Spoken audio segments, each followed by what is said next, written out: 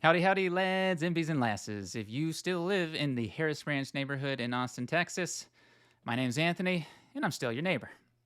This is a update for the Harris Branch Residential HOA meeting that occurred on Wednesday, May 22nd. It didn't happen on the third Thursday. Sorry, folks. Unfortunately, there's been some mishaps when it comes to getting out the notice, so that way we can keep it on the third Thursday of every month. This one occurred at 6:30. And if you don't want to worry about having to attend these, you can always hit subscribe on this channel, and I give you updates once a month after each meeting and go over the things that have happened. 1, we had the call to order, the roll call. Number 2, verify quorum. All of the board members were present, myself, Vanessa, Vinny, and Tony, and Jose. We did number 3, the approval of the April 2024 meeting minutes. That was completed.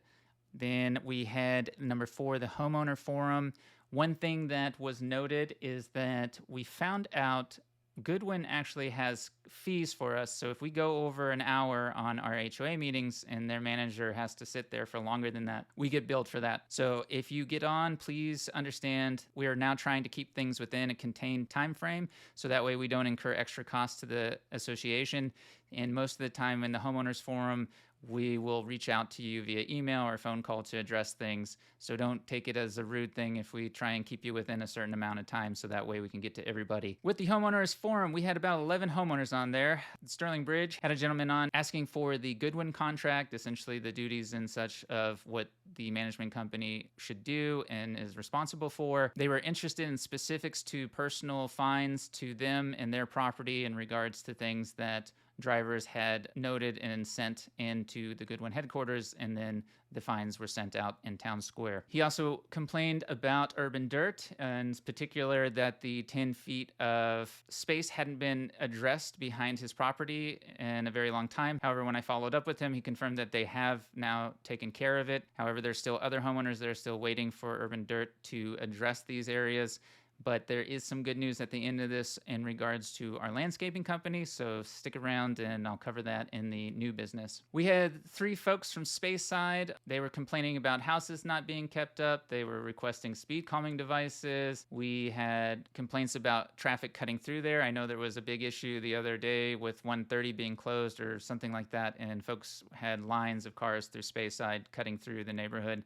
This is unfortunately indicative of a society that does not put a lot of support into public transit or alternatives to cars. So anytime there's a major situation, you have one person sitting in 4,000, 3,000 pound vehicles sitting there idling in your neighborhood, and they can't go anywhere because of an accident. This will just continue to get worse unless we start building out different types of infrastructure for our community. I know that in the neighborhood of Speyside, they have now put in crosswalks and stop signs. It's always funny when these things get done because many people want them, and then the one person who it's in front of their house complains that it's blocking their driveway or something to that nature. I think the net good is more important than just the single individual with their driveway. I think having that stop sign and crosswalks is more important, especially after the recent loss of life in this neighborhood due to the lack of pedestrian-friendly infrastructure. There was one individual, a friend of Valerie. I have to share this, so I'll put it up on the screen here so that way y'all can see it. She complained about my behavior online, in particular this joke. So read it. I reached back out to the homeowner to make sure I wasn't out of pocket, and as you can see, we're all good. We had folks from Lakeview South. There is a kiosk surrounding their mailboxes that is falling apart. This needs to be repaired. That is something that Goodwin and Juan are working on, bidding out to get us an idea on how much it costs and to see who we want to go with to get that taken care of. Meadowview had folks as well. They were asking for clearing and a path to run through a drainage ditch. This was something that I'll show you here. They were talking in particular about this trail that runs behind Glenfallow, and they wanted this concrete path to cut through this wilderness drainage space over here behind the houses and then come out here on Avering Lane. So there's a couple issues that will make that not possible. One, this whole area is a drainage area for the runoff from all of the neighborhoods. This is what prevents flooding in our houses and our neighbors' houses.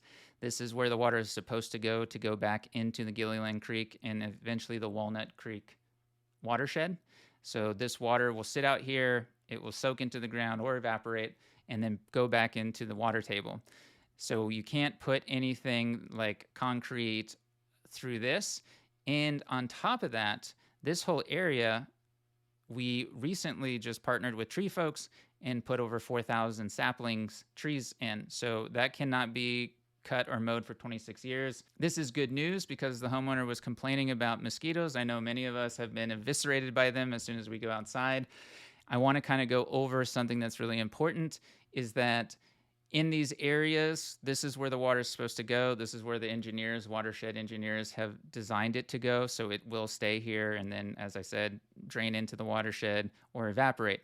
So the things that you can do as a homeowner is make sure that you do not have any areas around your house where you have puddles of water, be it a little plate or a cup. That's all it takes for mosquito larvae to survive. They can only reproduce in water. So the ideas that many folks have about tall grasses and bushes and wilderness green spaces like this fostering mosquitoes are inaccurate. They can only reproduce in water. Now, the thing that they can do when you have bushes and stuff like that is there's a place for them to hold on to. But that in high winds, because mosquitoes are not great flyers. That's one of the things we've done in our backyard is we put high-speed fans out there, and that keeps them off us without having to spray ourselves down with DEET or purchase expensive thermocell deterrents and stuff like that. So it's really important that you also allow that space to grow the things that hunt and eat mosquitoes. So those 4,000 saplings are going to bring back a lot of species that we've lost in this area because they will now have habitat to live in and they will feed off of those mosquitoes. Biggest thing you can do is encourage the things that eat mosquitoes on your property after the fact of removing any standing water, including if you have a bird bath. If it's not running water and it's just sitting there, prime real estate for mosquitoes to reproduce in. We have water tanks at our house, so one of the things I do is put dunks. You can buy those at Home Depot or Lowe's. They're control for mosquito larvae, so that way they can't produce in the water tanks. That's a big thing you need to make sure. If you have water tanks, buy some dunks and drop some in there so that way you're not breeding a bunch of mosquitoes for your neighbors. Now, the other thing, again, to remember is that one of the number one things that eats mosquitoes is dragonflies. So you really want to be careful about the stuff that you're spraying on your lawn, be it herbicide, pesticide, fertilizers.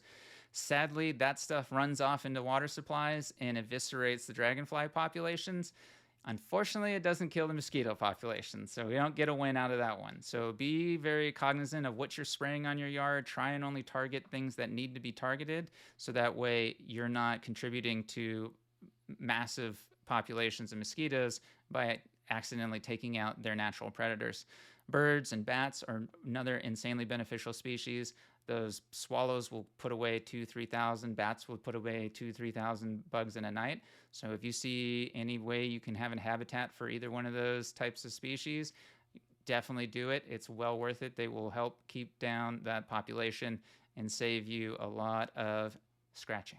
So to wrap this up, again, we can't build anything through this. This is reserved space for overflow by the City of Austin's watershed. And on top of that, there is now a 26-year deed restriction in this area that the trees cannot be cut down without massive fines. So I'm all for creating more trails. We just got to find a better location on where we can do that. Trust me, I have tried to work with Watershed to get canopy out in this field, reforest this whole area. The engineers won't do it. That's been a 10-year project of mine I've been working with since I moved into the house here in Harris Branch. Last but not least, we had Valerie Deo on from Thistle Hill. She had complaints against snakes in ponds, claimed that snakes were chasing people. More complaints from me requesting the code of ethics. It is posted on Town Square. You all are all very welcome to go check it out, download it, review it. So as I mentioned in my previous video, my attorney reviewed it. We redlined some issues there were very nebulous, and we got that code of ethics to the attorney for the HOA, and that was good to go. Something also to keep in mind that the code of ethics does not change the bylaws. The bylaws are still the same. It's just a supplement to them that then you can go to the bylaws. Towards the end, Valerie had kept going. It was a very bizarre meeting. Vanessa kept saying that she hadn't invited any of these people. and that she didn't invite Valerie. She was derailing the conversation. I'm sure you can tell from her post. Nothing is kept in a reasonable time span, and it's not very concise in regards to the issues. There's a lot of all over the place. So that was something that was expected, but we made it through. 5, financial report. There was no unexpected variances. We had the admin expenses that were over from 1K to about 9,690K. That was from Neiman and Hire, our old attorney. We stopped using them and moved to Goodwin for fee collection. It saves the community a lot, and it is much better for us in regards to having the management company handle it as opposed to a law firm. So what basically just happened is that admin expense increased under Goodwin and decreased under the legal expense. That dropped by $5K a month. So it's a wash. It just needed to be moved to a different line item on the budget. We've had the security costs for Ranger on-site. That is the Ranger on-site patrol. They go out to the community center and pool at night to make sure everyone's gone and no one's in the pool or doing anything too exciting. And they ask them to leave. And that has been kept on as a security measure for now. I know the majority of the board is looking into doing lighting and remote cameras with call centers that talk to people and can call the police and such if they need to. So that's something I suspect will be discussed further. I know there was more bids that were being requested by the majority of the board to see if we were getting the most competitive options. Financials were approved. 6, the president's report. Vanessa went into the scope of board members. She shared a Goodwin article. There's only 4 officer positions: president, VP, treasurer, secretary, and director. So that's something she wanted to remind the board on how our roles are. And I don't think there was much confusion there, but she covered it. 7, Harris Branch Community Manager's report. Talked about the town square metrics, amenity keys, project updates. We had good news, great launch with the pool. It's open, and I think everybody likes the gym. There was a slight issue in the yoga room that was originally supposed to be removed, but was kept in anyways, and that had a leak that I believe now is addressed and should be good to go. But as far as the gym itself, it looks pretty sick. I got to see it the day before they opened it and was really impressed with all the equipment and all the hard work that went into that gym, especially with the legacy behind it. Go out and check it out. Make sure you get your key cards. Remember, you can do that. I have a video on how to request key cards on my channel. I'll link it at the end of this video. You go through Town Square to do that. The community manager also talked about issues with loud music regarding a dog owner not cleaning up after their dogs. Usually, in many of these instances, it is a neighbor who has an issue with another neighbor. Ideally, in most situations, you're going and talking to your neighbor, at least giving them the chance to know that there's an issue. I know in many instances, people don't tell the other person. So I know when it comes to dogs, many people think owners of dogs are used to the barking, so they don't even notice it, whereas somebody else who's not used to it finds it incredibly irritating. So if they don't say anything to the dog owner, then it's hard for the dog owner to do anything about it. Unfortunately, in this day and age, too often folks will come to the HOA and ask us to play arbiter. We recommend you always talk to the folks that you have an issue with first.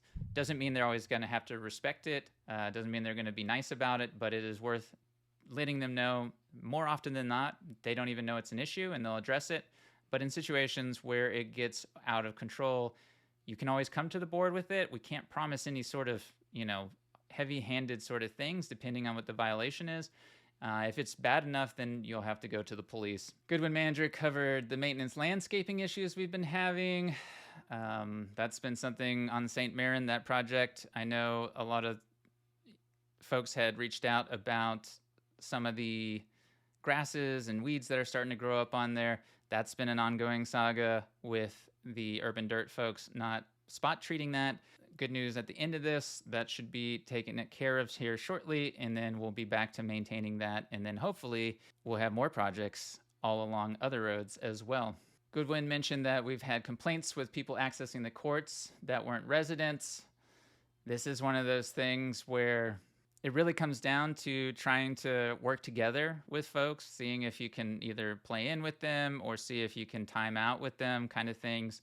Really, the community, I don't see a reason to deny a kid from another neighborhood or somebody who's in another neighborhood that doesn't have a basketball court to be able to play on our courts. That being said, I think that they should be more willing to work with residents here on sharing that space and making sure that it's taken care of. And that kind of really comes up to the residents who engage these folks who are not from our community, kind of putting your best foot forward so that way there's not animosity, trying to be amicable with them so that way they don't feel hostile towards you. Those are all great moments for human connection, and also maybe making a new friend that can come out when your friends here aren't available to go ball. The key reader at the pool, that was one of the issues after it opened. We had that lightning storm and it fried the card reader. That has been fixed. I think that was fixed a while ago. You all have been able to go to the pool since that issue.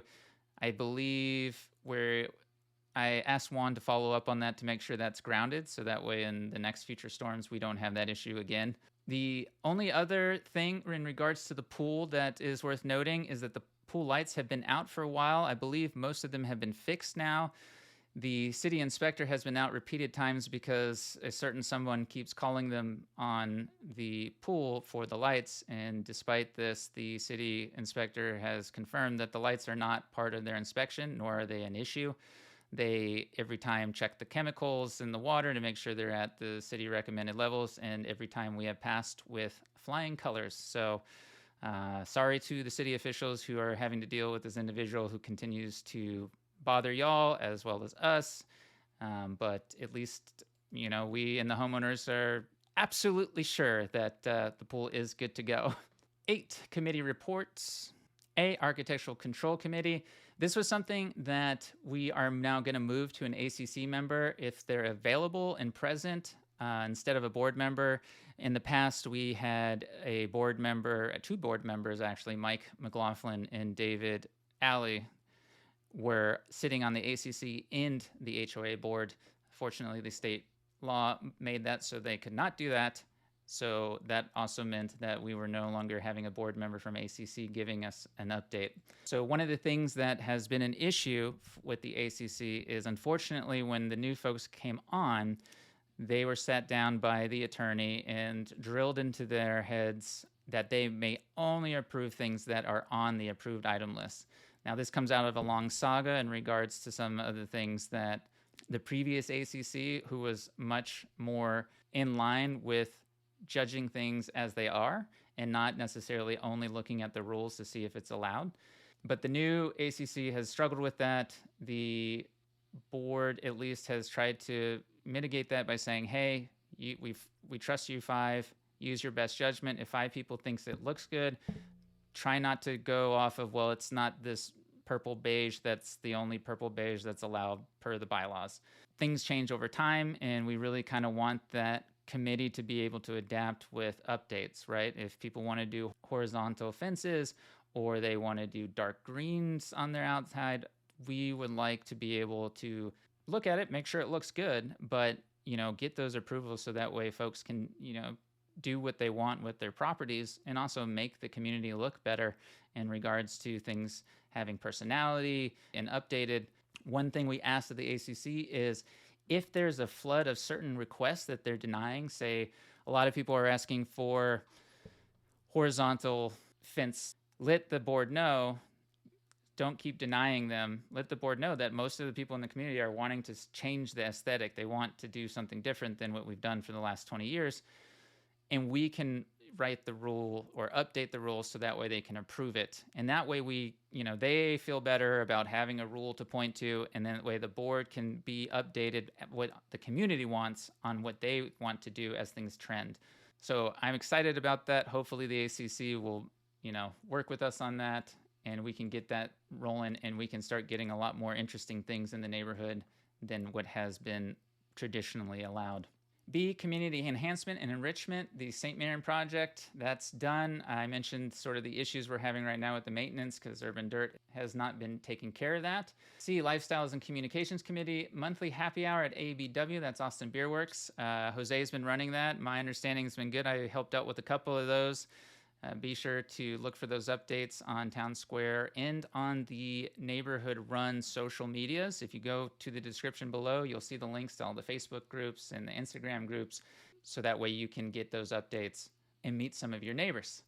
I know also one of the other things that we're looking forward to is expanding to other areas as far as breweries that are kid-friendly, dog-friendly. I know St. Elmo's is working on opening up another tap room up close to us over on Springdale, so we may be having some happy hours there if all goes well. Jose talked about testing the video and sound system for streaming videos. Him and Ryan, a previous advisor to the old HOA board, are working on setting up that at the amenity center. They're probably going to try and do it so it's not in the pool, as I mentioned in the last video. The 4th of July parade that has become an issue because Jose asked about permitting, and turns out that the city wants you to have a cop escort. I don't know if that entails us paying cops or if they just do that while they're on the clock for the city. But the 4th of July parade is still moving through. The parade is going to go down Farmhaven Road leading up to the amenity center, and then they will have a fire truck waiting for the kids. Additionally, they are working to invite local vendors to join with their trucks, even some Jeeps, or, you know, maybe they could get an EV crowd out there. I know there's a lot of us in this neighborhood. Maybe some classic cars, who knows? What you got, bring it out kind of thing. We could have some slab culture as well. One of those, the more the merrier kind of things. We'll also have hot dogs for everyone there. That event's going to take place on July 4th from 10 a.m. to noon. So mark your calendars, be out there, be prepared for hot weather, and take the necessary precautions. One of the things that we found out, I mentioned in the last video with our mailboxes, is that we actually own those. And after learning that, we have been now curious on why we're not allowed to use the mailboxes to post community events on, since we're the ones paying for them. Before, USPS folks would rip any sort of flyers and stickers and stuff off of those boxes, but now that we found out they are being paid for by the community, I think we're looking into being able to use those as poster boards for community updates, and so that way you guys can use it to post things that you're doing in the community, be it your small business or you looking for someone to go play pickleball with, anything. Last item that Jose talked about was the Little Free Libraries. He would like to kind of put together a community event where we build a couple of them. I know there's a few in the neighborhood. I know I've dropped off a few books in them, always looking for replacements. That would be a great community experience, and I'm sure you'll get an update once we get that figured out so you can partake. D, Emergency Planning and Safety Committee. I still have not gotten a response from the city. I'm still working through officials on who I can get to do the Stop the Bleed. Another thing that I wanted to bring up, because I talked about snakes earlier, and there's a lot of misconceptions about snakes. One great thing that we have in Texas is very dedicated folks to preserving, relocating, and protecting, as well as educating folks on snakes. So there is a group that has quite a few native species that they bring out, and they'll show you and they'll talk to you about. They even have classes on to do snake wrangling. And so I've been trying to see if I can team that up with the Stop the Bleed, so that way folks who are a little wary can come out and see the different types of snakes and hear from professionals who've handled these things their entire life almost, and kind of get over that fear. I know when I see a snake in my backyard, I'm always excited because that means something else out there is about to get dealt with that I don't have to pay somebody to deal with. It really helps being able to identify the snake, because then you know if it's venomous, its behaviors, things of that nature. As with everything, if you're able to identify it, it makes things a lot easier with you as far as if you're afraid or not sure what to do. Emergency Planning and Safety Committee, like I said earlier, Speyside got crosswalks. Great news there. Anywhere we can get crosswalks where it's at least just one way of traffic or two-way is good news. We still have those speed signs up on Farmhaven and St. Marion, but really we need bike lanes, we need crosswalks, and we need speed calming devices so that way folks are not flying through there at high speeds, and people who are on their bikes or scooters or walking have an entire part of the road that they can be in that is protected. So even in a situation where a vehicle tries to cross into it, the vehicle will strike either a concrete curb or a heavy duty rubber bump, so that way that driver is not hurting those who are out in the community enjoying their walk or bike ride. 9 Old Business Conference and Event Center. The right-of-way inspection's done. The inspection of the sidewalks is still pending. Once that's completed, we will need the final inspection. That was the last thing we got. That, again, has been a nightmare because some folks on the previous board tried to do shortcuts when it came to micromobility and accessibility for pedestrians, and that saga is still going on today. B, Fitness Center Project and Pool. The final checklist should be done. Most of you hopefully have already been out to see it. It's open, except for in the rare instances where the key cards stop working. 10, New Business. A, the Amenity Center security system proposals. They're looking for additional ones. There's 14 cameras. We got 10 replacements. And so a lot of this stuff is kind of dense in what they offered as far as their subscription services versus what you got right up front. Net Solutions was a $13,000 plus with a $80 to $250 plus, $80 for the warranty monitoring. It's done by AI. It calls police. I'm always wary of things that call the police, especially for things as simple as, a kid jumping the fence to swim in the pool. I don't think that requires someone to show up from APD. But the other companies we had was Deep Sentinel, 6.7K, another $700 a month service with live viewing. There was Alert 360, which was $8.6 thousand plus $150 to $275 a month. These all had a bunch of different options if you wanted like somebody at a call center watching each camera or just 2 cameras, or you wanted them to communicate to people. That's another fee, things of that nature. One of the things I'm concerned about that I asked was if the hardware is locked to the provider. One of the things you got to be careful about with these days is providers will give you hardware, you can buy it, but then they'll make it proprietary so you can't use it with another provider. So say if you wanted to get rid of Deep Sentinel and go to Alert 360, you'd have to buy all their cameras. It was unclear if that was the case, but that's one of the things that Goodwin's looking into and is going to come back to the board with. B, HVAC proposals. The fitness center office HVAC is not working. It's struggling. It's, I believe, almost 21 years old. We've got the proposals. I think we're pretty much ready to go on a replacement. So that should be getting wrapped up and done, especially since the gym is going to be super hot and sweaty. You need a real good HVAC system to keep that moisture out of there so we don't run into mold and issues of that nature. C, the urban dirt contract review. This was the good news I was talking about. The board had made a motion electronically and there was 4 in favor. I think at this time still Vanessa hasn't voted, but the board voted to move back to Sunscapes. This, after Urban Dirt came back to us with an increase in their yearly fee from 170 something thousand, and they wanted to charge us 200,000. So we went back to the RFP from earlier last year and hit up Sunscapes to take back over since they already know the area. They also came in at 147,000, so that'll save us $60,000 a year on landscaping fees. One neat thing that they offered that they hadn't before is they will be, if not already, transitioned to all electronic lawn equipment. So you will have less noise from them when they are out and mowing and less emissions from the gas mowers that the Urban Dirt folks use. So that's a pretty cool win on top of the nearly $60,000 we'll save a year in landscaping costs. D, pools. The pool rules lifeguard discussion. We've already covered this.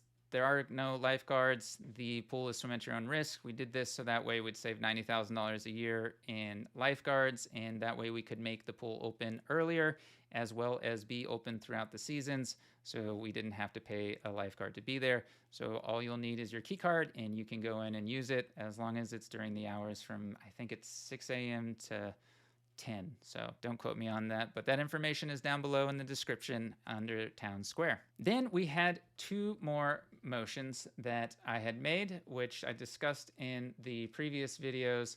One was to amend the signature authority for approved contracts. This was approved by all, unanimously approved, and that was ratified at this meeting. Essentially, we found out after the debacle with the St. Marin Greenscape that the person who is delegated the power to sign contracts for the neighborhood is the president. And we learned that even in situations where 5 folks had voted unanimously for it, the president can still delay or find ways to not sign that contract, and the community management can't go forward without it. This resolution changed it so that way any sitting officer on the board may sign a board-approved contract. You still have to get the majority. All this does is just make it more democratic and reduces the power of the president, so that way anyone on the board can sign that contract without waiting on a single person who may not like the contract that the board has already approved. So that's a huge win, and that's binding for all future HOA boards. So keep that in mind in case any other of you run and are on the board and run into this issue. We had F, which is on here, motion to include all board members on HOA attorney communications. This was another resolution I put forward. This is something that's been an issue with board presidents in the past. Mike McLaughlin was one. He would message Connie with the old attorney without the board being CC'd, so many times most of the board didn't know what was being said to the attorney. This has unfortunately been the case with Vanessa. She has done the same thing just with Porter Law Services, and so this resolution makes it so you can message the attorney all you want, but you must include the entire board on it, so that way the board knows what you're saying to them, as well as where the legal fees are coming from, so that way we can be more prepared to approve those or to take corrective actions and say, no, you can't use this attorney as your personal one. 11, the executive session. 12, adjournment. Hopefully this video was valuable to you and these updates are useful. If you have any questions, complaints, or praises, be sure to leave them in the comments below and I'll get back to you with what I can. If you want to stay up to date, hit subscribe. I post the links on Nextdoor as well as the Facebook group, so if you don't, you can always catch me there. Hopefully everybody's enjoying their summer and has been able to get out to that gym and enjoy the pool. There's been a lot of work gone into that. And hopefully those who are walking up and down St. Marin appreciate the enhancement that is there, growing that project into a wonderfully shaded and beautifully looking addition to the Harris Branch neighborhood. With that all being said, y'all stay safe out there. Take care. Bye.